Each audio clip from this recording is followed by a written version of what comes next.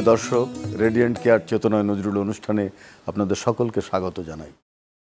আমাদের জাতীয় কবি কাজী নজরুল ইসলাম এই উপমহাদেশের সবচেয়ে যে মানবিক মূল্যবোধ সম্পন্ন যে দর্শন, সেটি হচ্ছে বৌদ্ধিক দর্শন। গৌতম বুদ্ধের যে বাণী কর্মই ফল, নজরুল সেটা গভীরভাবে বিশ্বাস করতেন এবং কর্ম ছাড়া যে মানুষ উজ্জীবিত হতে পারে না, নিজেকে প্রতিষ্ঠা দিতে পারে না, নজরুল সেটা বারবার বলেছেন। ভীরু কাপুরুষের জন্য এই পৃথিবী নয়, এজন্য তিনি বারবার বলেছেন, বড় বীর চির উন্নত মমশির, শির নেহারি আমারই নত শিরই শিখর হিমাদ্রির।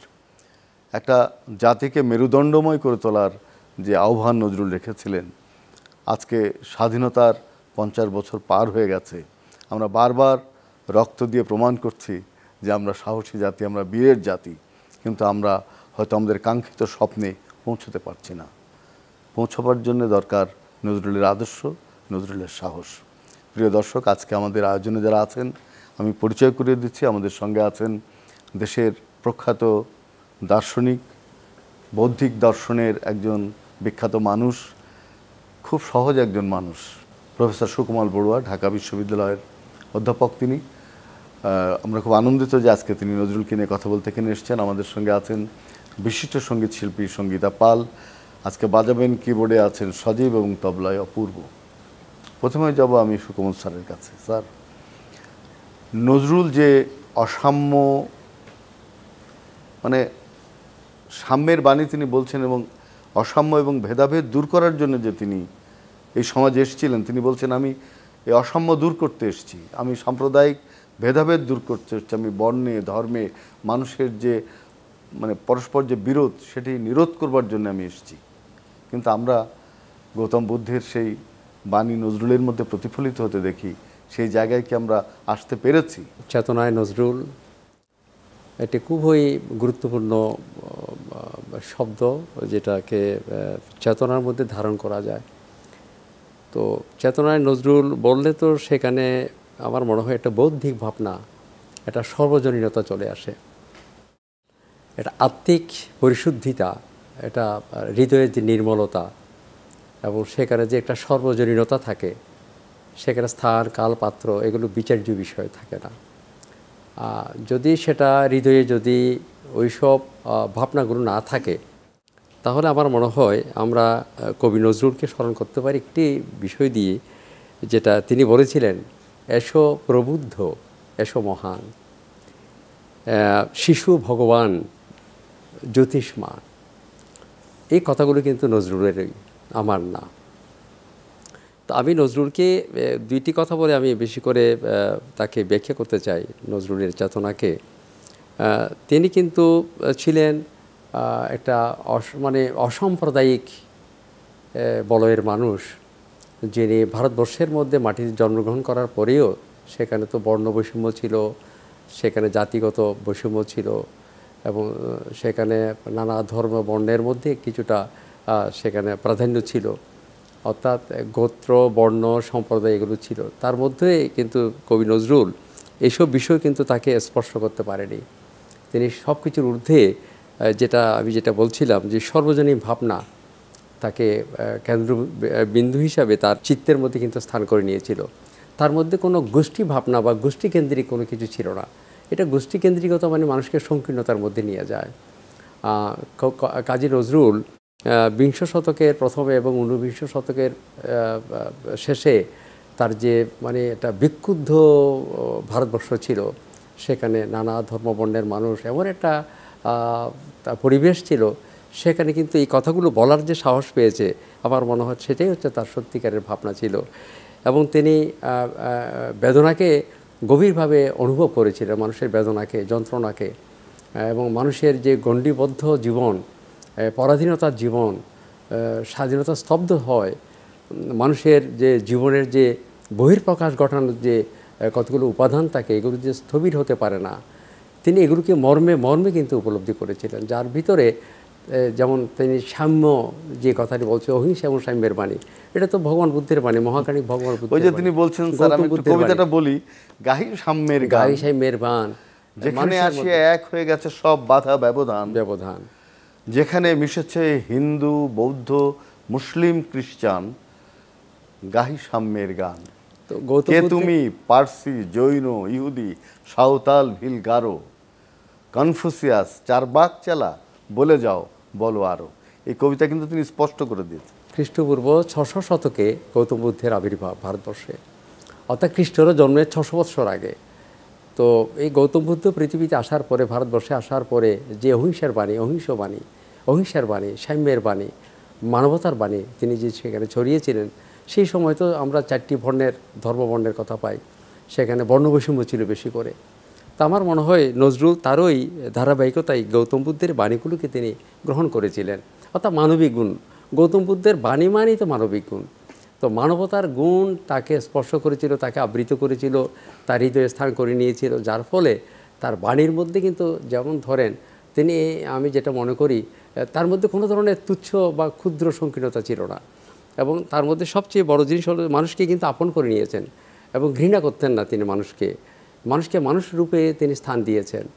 তো কবিরা যদি সেভাবে স্থান দিতে না পারেন, তাদের হৃদয়ে যদি সেটা ধারণ করতে না পারেন, সে কখনো বড় হতে পারে না। তো আমার একটা দুঃখ, যেটা মনে করি, এই কবিটা কিন্তু মুসলিমের না, তিনি কারো সম্প্রদায়ের মধ্যে তাকে আমি রাখতে চাই না। এই কবি কিন্তু আমাদের সকলেরই। আমি মনে করতে পারি যে তিনি তো আমাদের সব কিছুকে ছাড়িয়ে এমন একটি জায়গার মধ্যে তিনি গেছেন, তার সেই বলবো সেই স্থানটা তার জন্য খুবই পবিত্র, এবং যেটা মানবিক মূল্যবোধের জায়গা, এবং কোনো ধরনের ধর্ম বর্ণ সেখানে কোনো ধরনের তাকে স্পর্শ করে ছোট করতে পারেন এমন জায়গায় তিনি পৌঁছে গেছেন। সবচেয়ে বড় হচ্ছে তিনি দেশকাল এবং ধর্মবর্ণের ঊর্ধ্বে, অনেক ধন্যবাদ। ধর্মবর্ণের ঊর্ধ্বে এবং মানবিক কবি, চেতনায় তার সেটা আমরা দেখেছি, এবং সাম্যের মধ্যে তারা দেখেছি, অহিংসার বাণীর মধ্যে তাকে দেখেছি, তার গানের মধ্যে সেটা প্রকাশ পেয়েছে, এবং তার জীবনের মধ্যে সেটা কিন্তু আদর্শ স্থাপন করেছে তিনি। অসাধারণ করে বললেন স্যার, আপনি অনেক ধন্যবাদ। আপনি বললেন তার গানের মধ্যে সেটা প্রকাশ পেয়েছে। তো আমরা গানটা শুনি। সঙ্গীতা পাল, কোন গানটি শুনব? আমি প্রিয় কবি কাজী নজরুল ইসলামের মহুয়া নাটকের একটি গান করছি। শুনি।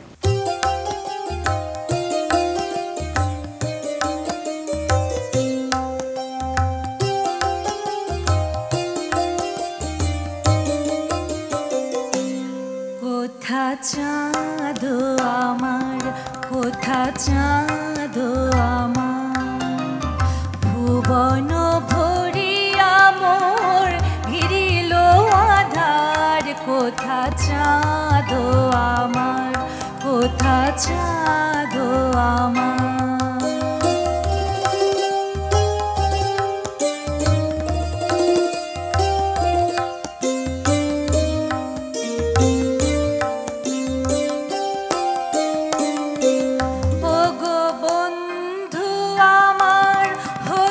কুসুম যদি, ওগো বন্ধু আমার হতে কুসুম যদি, রাখিতাম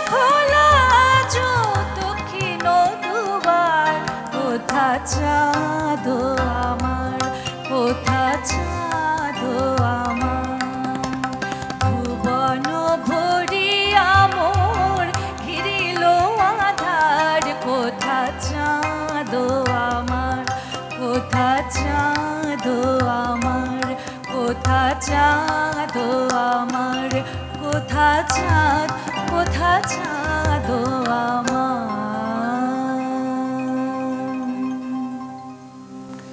বাহ, অসাধারণ। কোথা চাঁদও আমার। নজরুল তো যে চাঁদকে খুঁজেছেন, সৌন্দর্যের যে সন্ধান তিনি করেছেন, জীবনের যে চাঁদ তার কাছে কখনো ধরা দিয়েছে কিনা আমরা জানি না, তো চাঁদের পেছনে তিনি ছুটেছেন আজীবন। না, সেটা বোধহয় আমার মনে হয় তিনি আলোর সন্ধান করেছিলেন। আলো, অন্ধকার চাঁদের পৃথিবীতে চাঁদের প্রয়োজন ছিল।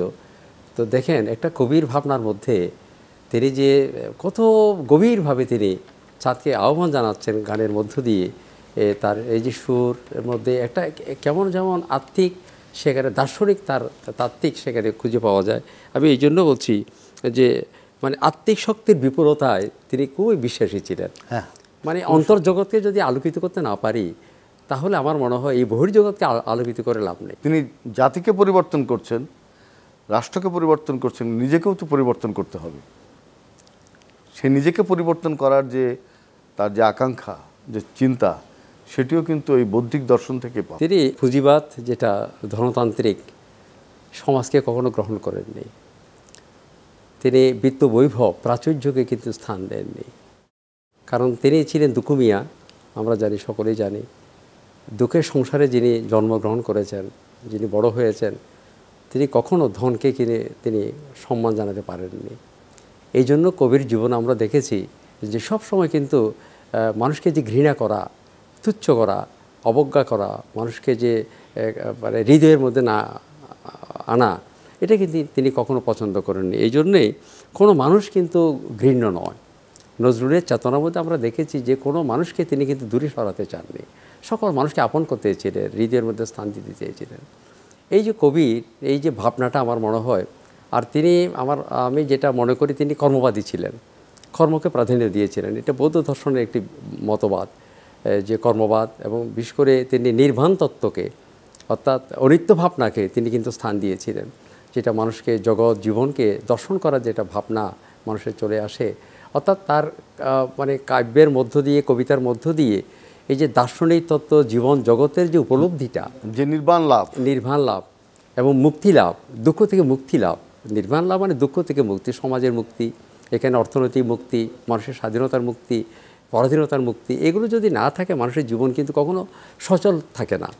অর্থাৎ তিনি চেয়েছিলেন একটা সচল জীবন থাকবে, আমাদের জীবনের এটা কোনো ধরনের বাধাগ্রস্ত হবে না। জীবন যে নদীর যেমন প্রবাহ থাকে, সেখানে যেন নদী যেমন তার প্রবাহে আপন গতিতে চলে, জীবনের ধারাগুলো প্রতিটি উপাদান তার সক্রিয়ভাবে, সচলভাবে চলবে, এবং সেখানে কোনো ধরনের বাধাগ্রস্ত হবে না। এই জন্য নেতাজি সুভাষ বলছেন যে নজরুল একটা জ্যান্ত মানুষ।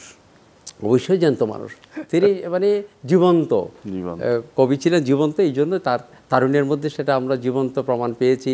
তিনি বৃদ্ধ হয়ে কিন্তু তার জীবন্তের যৌবনের প্রমাণ পেয়েছি। প্রতিটি স্থানে কিন্তু আমার মনে হয় তার যে যৌবনত্বের প্রকাশ, আত্মিক প্রকাশ, হৃদয়ের প্রকাশ, এবং মানুষকে দেখার যে অনুসন্ধান করার প্রকাশ, অনুভবের প্রকাশ, উপলব্ধির প্রকাশ, এটা তো বৌদ্ধ তত্ত্ব। এটা মানে অর্থাৎ নিজেকে দেখবো আমি, নিজেকে জানবো আমি, নিজেকে উদ্ঘাটন করব, নিজেকে প্রকাশ করব। তার বিভিন্ন লেখায় গৌতম বুদ্ধের প্রতি তার যে সমর্থন তিনি তা ব্যক্তও করেছেন। অবশ্যই। তা আমার মনে হয় সবচেয়ে বড় জিনিস হলো তিনি ওই যে যেটা বললাম, যে মানুষকে স্বাধীনভাবে এই যে দুঃখ থেকে মুক্তির যে চিন্তাটা, সেটা অর্থনৈতিক মুক্তি হইতে পারে, এটা সবচেয়ে বেশি তার কাছে সক্রিয় ছিল। তার কাব্যের মধ্যে, কবিতার মধ্যেই যে দেখেন এই যে গানটা গাইলো, আমি তো মানে একটু অভিভূত হলাম। তিনি জ্যোৎস্নাকে আবেদন জানাচ্ছেন, তিনি পূর্ণিমাকে আবেদন জানাচ্ছেন, আলোকে তিনি সম্ভাষণ জানাচ্ছেন। কেন এই পৃথিবীটার মধ্যে অন্ধকার জগতে আমরা থাকতে চাই না, তাই না? অন্ধকার মানুষকে বিবর্ণের দিকে নিয়ে যায়। তো এই যে চিন্তা চেতনাগুলো কবির ভাবনার মধ্যে যে সক্রিয় ছিল এবং সচল ছিল, এটা আমার মনে হয় এটা বৌদ্ধ দর্শনের একটি রূপরেখা, সুবর্ণ রেখা বলে আমি মনে করি। এবং তার জীবনকে ধন্য করেছে এইসব মানবতার গুণে, মানবিক গুণে, এবং যেগুলো মনুষ্যত্ব গুণে তার জীবন এবং তার মানসিক চিন্তা চেতনাকে সমৃদ্ধ বৃদ্ধ করেছিল। আমি এই জন্য কবির প্রতি খুবই গভীর শ্রদ্ধা জ্ঞাপন করি। এই যে আজকে যে চেতনায় নজরুল, আমার মনে তাকে আমরা চিন্তা করা উচিত, গভীরভাবে অনুধাবন করা উচিত, যে স্থান, কাল, পাত্র, কে বৌদ্ধ, কে হিন্দু, কে মুসলিম, কে নৃতাত্ত্বিক, এইসব সম্প্রদায়গত, গোষ্ঠীগত এগুলো না রেখে কবির ভাবনায় যদি আসি, সর্বজনীনতা নিয়ে আমার মন সত্যিকার কবিকে উপলব্ধি করা হবে। অনেক ধন্যবাদ প্রফেসর সুকোমল বড়ুয়া।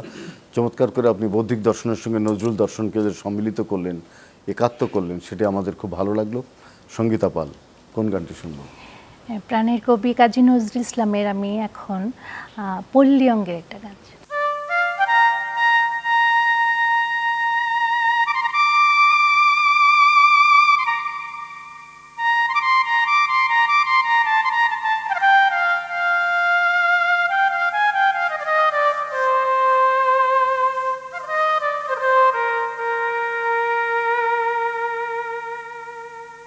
বাঁশি বাজাই কে,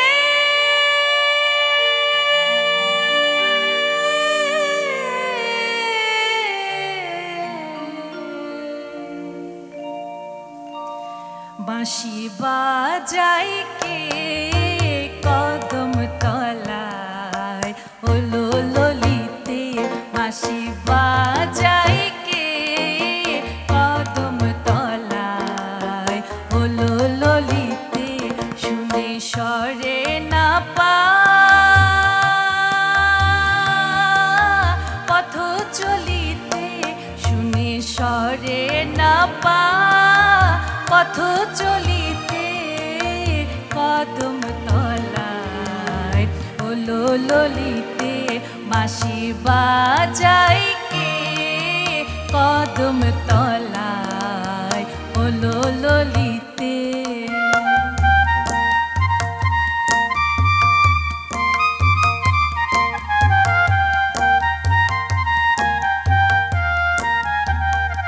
তারে বাঁশির ধ্বনি যেন ঝুরে ঝুরে আমারে খোঁজেল ভুবন ঘুরে, তারে বাঁশির ধ্বনি যেন ঝুরে ঝুরে আমারে খোঁজেল ভুবন ঘুরে, তার মনের বেদন শত সুরে সুরে, তার মনের বেদন শত সুরে সুরে, ও সে কি যেন চাহে মোর বলিতে, ও সে কি যেন চাহে মোরে বলিতে, কদম তলায় ওলো ললিতে, বাঁশি বাজাই কে, বাঁশি বাজাই কে কদম তলায় ওলো ললিতে।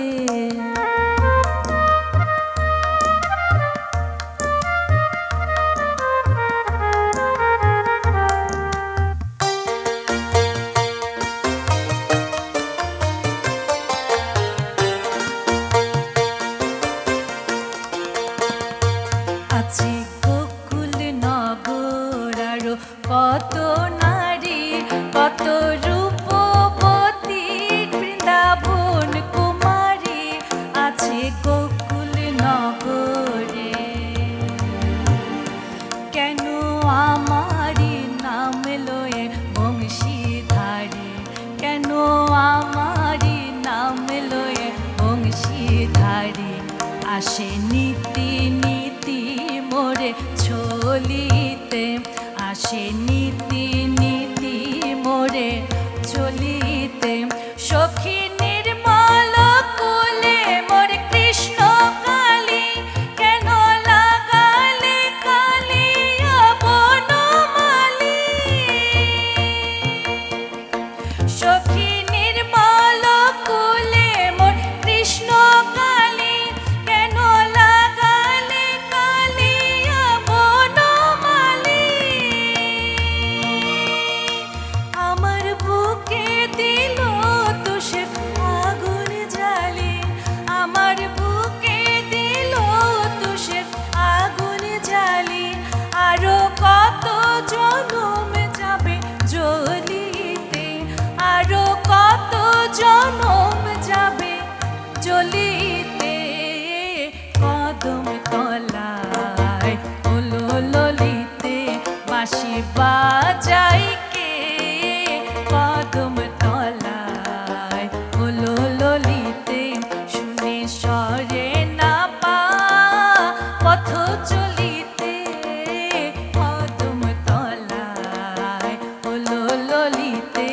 বাঁশি বাজায় কে কদম তলায় হলো ললিতে বাঁশি বাজায় কে বাঁশি বাজায় কে বাঁশি বাজায় কে কদম তলায় হলো ললিতে।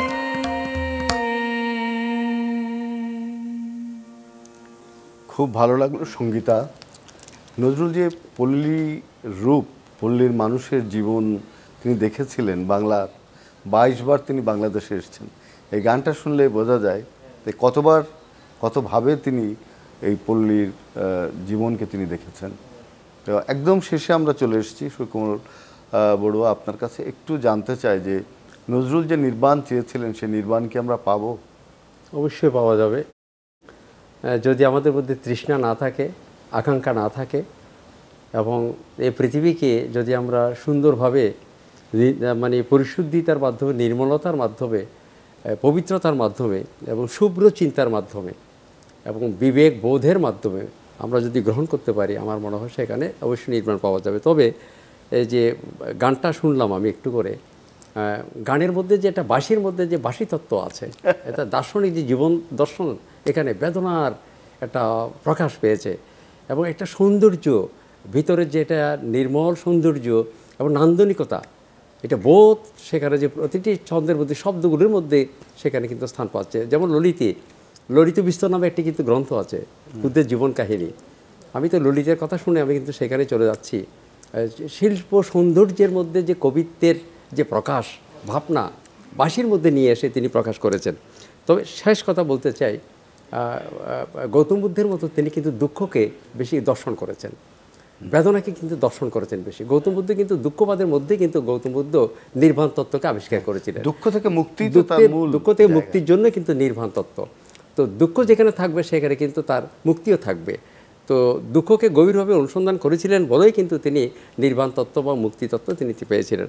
আমার মনে হয় কবির ভাবনার মধ্যে তিনি, কারণ তার জীবনটাই ছিল কিন্তু দুঃখে পরিপূর্ণ, এবং প্রতিটি তার অবস্থার মধ্যে এই দুঃখ তাকে কাতর করেছিল। কিন্তু দুঃখের মধ্যে তিনি অবগুণ্ঠিত বা ভুলুণ্ঠিত না হয়ে তিনি কিন্তু সামনে অগ্রসর হয়েছেন একমাত্র নির্যাতিত নিপীড়িত মানুষের জন্যে। আমার গৌতম বুদ্ধের মতো তিনিও দুঃখ থেকে কীভাবে মুক্তি করা যায়, এবং নির্যাতিত মানুষ, যারা নিগৃহীত মানুষ, যারা বঞ্চিত মানুষ, এদেরকে কীভাবে, এই সমাজকে কীভাবে উদ্ধার করা যায়, মুক্তির পথে আনা যায়, অনেক ধন্যবাদ। এটা বৌদ্ধ চিন্তা করে তার কাছে সক্রিয় ছিল। অনেক চমৎকার বললেন আপনি। আজকে প্রফেসর সুকুমার বড়ুয়া, আপনার কাছে কৃতজ্ঞতা জানাই। আমাদের অনেক সুন্দর গিয়েছেন সঙ্গীতা পাল, তাকে ধন্যবাদ। ধন্যবাদ আমাদের সজীব এবং অপূর্বকে। প্রিয় দর্শক, আমরা রেডিয়েন্ট কেয়ার চেতনায় নজরুল অনুষ্ঠানে আজকে নজরুলের যে নির্বাণ আকাঙ্ক্ষা, মুক্তির আকাঙ্ক্ষা, গৌতম বুদ্ধের দর্শনের সঙ্গে তার যে জীবনবোধের যে সমন্বয় এবং তার জীবনবোধের যে একাত্ম একটা রূপ আছে, যে আলো আছে, সেটি আমরা আবিষ্কার করার চেষ্টা করেছি। আশা করছি আপনাদের ভালো লাগবে। আপনারা সবাই সুস্থ থাকবেন, ভালো থাকবেন।